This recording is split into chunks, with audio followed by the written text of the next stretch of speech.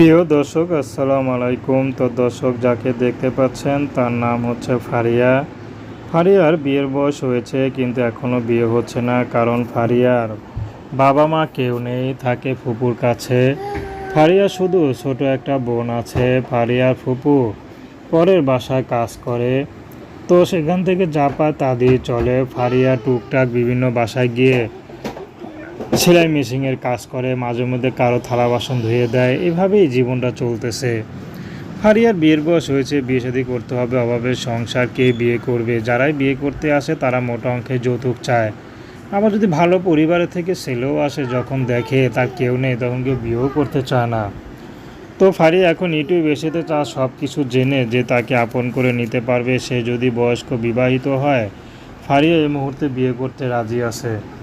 তো দর্শক, এ ছিল ফারিয়ার জীবনের সংক্ষিপ্ত জীবন কাহিনী। তো প্রেম, ভালোবাসা, বিয়ে শাদী করে একান্ত আপনাদের ব্যক্তিগত ব্যাপার। আসসালামু আলাইকুম।